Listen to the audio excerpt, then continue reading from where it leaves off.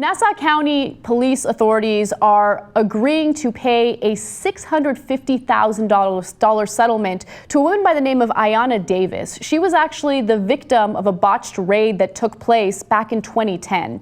Now, authorities had arrived to her apartment complex to investigate a particular drug trafficking ring. While they were doing so, they unfortunately entered her apartment and she got shot in the chest. Now, she tried to hide in the closet, and while she hid in the closet, the police officer shot his assault rifle. However, he said that he shot the assault rifle accidentally, and as a result of him accidentally shooting that rifle, he was cleared of any wrongdoing by an internal police investigation, which makes me absolutely sick to my stomach. Now, thankfully, she did survive. She is getting the settlement. The terms of the settlement have not been made public. They have not been disclosed, so I'm unsure as to why they came to that figure. However, Ms. Davis feels like justice was served. She's happy with the settlement. Here's what she had to say. She said, "I told them I was afraid and do not shoot me, and one officer screamed at me to put my hands above my head." Then she says, "That's when I heard the shot and I felt myself sit down because the force actually knocked me on my backside."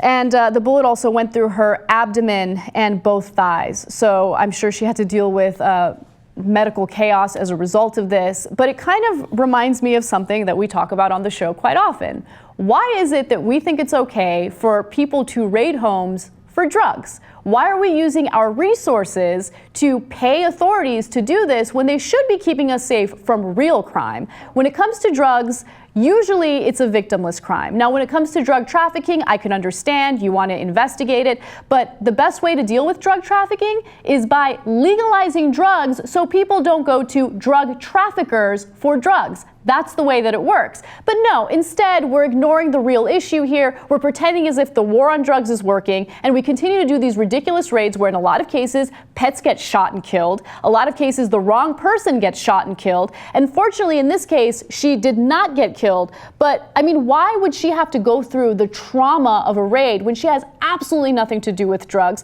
And why is it okay for an authority to shoot his weapon, to use deadly force when she was not an imminent threat? And on top of that, he gets off with no real investigation, an internal investigation. What kind of bullshit is that? Now, just to give you a sense of how stupid our prohibition on marijuana is specifically, I mean, since our federal government has prohibited the use of marijuana, and since it's become more of a state issue, there's no uniformity when it comes to the prosecution of marijuana-related cases. So just to give you a sense of that, if you look at some states, they arrest more people than other states when it comes to marijuana. And the numbers are pretty shocking, especially when you consider how much money we spend on arresting these people and in a lot of cases detaining them. So in New York, there are about 1,080 arrests per 100,000 citizens. In Illinois, it's about 1,669. Maryland, it's 493. Louisiana, 513. Mississippi, 520. This is for marijuana alone, okay? And when you consider the fact that we have 2 states in this country right now that have legalized marijuana for recreational use, how ridiculous is it to know that other states that have this hardline view on marijuana get to arrest people and waste taxpayer dollars on detaining them or prosecuting them or going after them? So we got to really rethink what we're doing in the country when it comes to drug laws, especially when it comes to marijuana, and especially when we have this policy where it's okay to binge drink and act a fool, but it's not okay to maybe smoke a spliff when you go home after a long day of work. So if you look at that map, you'll see specific numbers of arrests, and you just see thousands of people getting arrested each year in each state. And that's really depressing, especially when you consider real issues that we have in the country, like, I don't know, mass shootings, the lack of real gun laws that protect people and keep guns out of the hands of violent criminals, stuff that we should probably be focusing our resources on. Also, when it comes to arrests for marijuana possessions in 2010, 784,000 out of 1.7 million drug arrests. So as you can see, the majority of these drug arrests are marijuana related.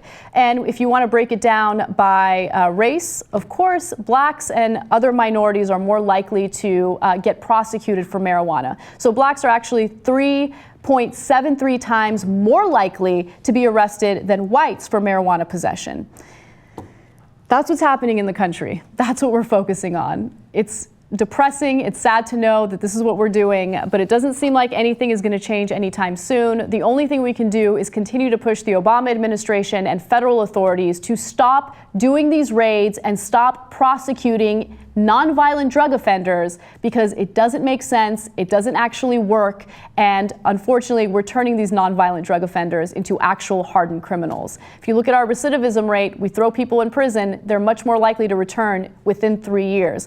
Over 50% of males more likely to return to prison because when they go to prison, they become hardened criminals.